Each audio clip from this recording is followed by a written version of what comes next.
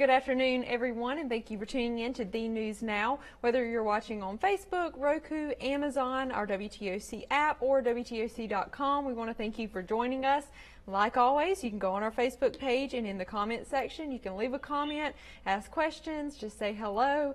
And of course, what you're all talking about today probably is the royal wedding. So give us your thoughts on it in that comment section. And we'll be talking about some of the royal wedding stuff down in the end of our newscast. So again, we do already have some people joining us. Let's see, Dan, thank you for joining. Madeline, Ron, Michael, thank you all for saying hello already. We appreciate that. We do want to start with some news out of Texas. A 16-year-old student says the grace of God is the reason he survived the school shooting in Santa Fe, Texas yesterday.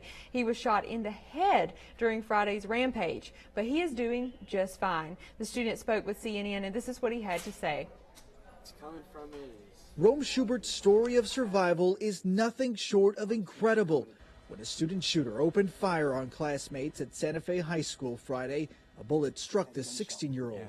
Came in right there and exited right there. Schubert recalls being in his art class when the gunman walked in and started to fire.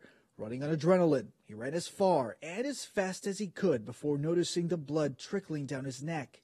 One of my friends comes up to me and said, you've been shot in the head. You got shot in the head. And so I just took my shirt off and I put it on the wound. The round went clean through Schubert's head, barely leaving any damage.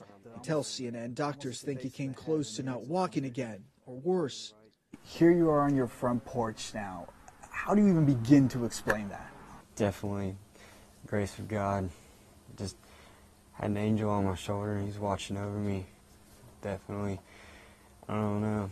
And people say everybody's there's a plan for everything, and sometimes you got to question it, but in the end, it all seems to play out. Another survivor, Officer John Barnes, who's recovering after a bullet tore through his arm. The seasoned lawman had just retired from a 23-year career as an officer and investigator for the Houston Police Department. Houston Police Chief Art Acevedo tweeting his former officer is hanging in there, and the family is very hopeful. We're also learning about the stories of some of the dead. Cynthia Tisdale was a substitute teacher. Her family says she left for work Friday morning and never returned again. Also killed in the shooting, Sabika Sheikh, a foreign exchange student from Pakistan. Support for all of the victims of Santa Fe is coming in from across the country. President Trump ordering U.S. flags fly at half-staff for 5 days in the U.S. and around the world. Some more news about a shooting closer to home here for us in the state of Georgia. One person is dead and others were hospitalized following a shooting in Clayton County last night after a high school graduation. Here's some footage from that scene. Police say one adult woman was killed. Another survived with a gunshot wound to the leg. A third victim, a pregnant woman, was trampled in the aftermath of that shooting. No suspects have been apprehended and no motive has been established. Police say the shooting was preceded by an argument in the parking lot where the shooting occurred. Now, you may have expected some or experienced some delays today in the Savannah area if you were traveling about today.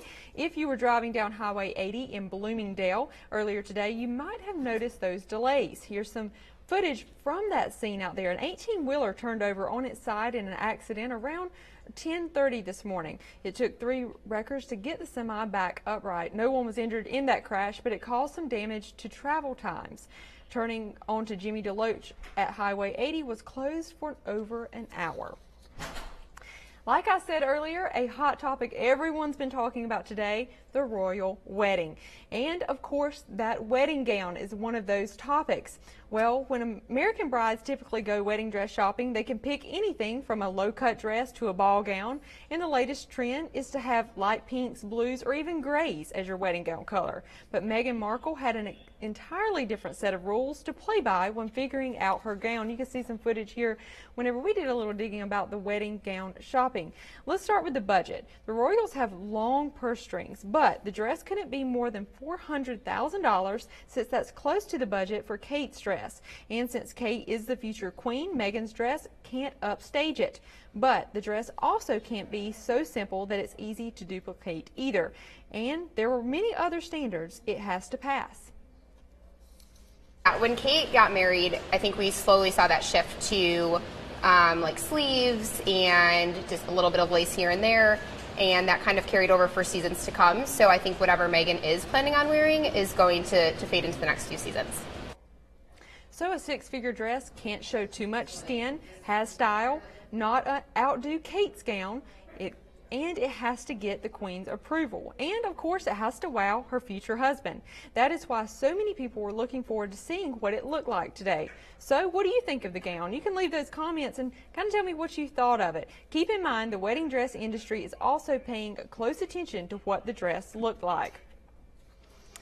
And of course, them paying attention to what that gown looks like. There may be a lot of dresses coming out in the future, even as early as the summer season for wedding gowns, to kind of duplicate those gowns and have that sleek style that she wore today. If you missed that wedding gown, of course, you can go to our Facebook page, WTOC.com, and the app, and you can see that gown there. So I love watching the wedding today. I don't know what you guys thought about it. A lot of you were up early, I did see on Facebook today. So I didn't get up too early to watch it, but I did watch the end. Another tradition they broke today at the wedding. Usually they eat fruitcake for their wedding cake, but Harry and Meghan changed that today. The couple chose a lemon elderflower cake that will incorporate the bright flavors of spring instead of a fruitcake. You can see the cake here. Looks like about 3 cakes to me, but beautiful cake there. You can see the cake on the palace's Twitter account. But some say fruitcake was chosen years ago because it preserves for a longer period of time, giving bakers time to bake the cake and decorate it. I spoke to Claxton Fruitcake about that, and here's what they had to say. It lasts longer, and it's well preserved, and it just will, the fruits are dried and preserved, so it lasts a little bit longer.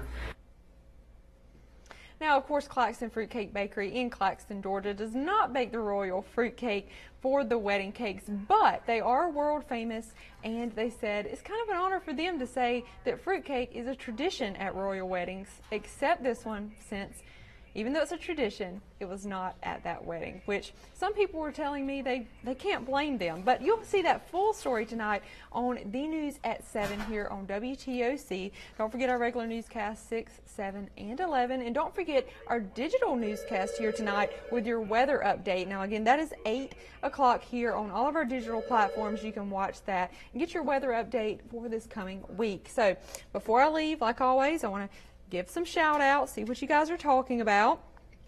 Let's see here. Everyone's saying hello. Sad, they're talking about that shooting that I informed you about at the beginning of the digital cast. Once it's over, you can go back and rewatch it if you happen to miss that story. So let's see. Let's see here. Renee's watching. Matthew's watching. Be with the families of that tragedy. Yes, definitely be with that family and the friends that were also in that school who watched everything happen. So a horrible time there in Texas. Molly's watching, Diane, Kim, Emily, thank you all for joining us today. Don't forget about our newscast 6, 7, and 11 and our digital newscast here with our weather update coming up at 8. And thank you for joining me. I'm Harley Strickland in the WTOC 24-hour newsroom.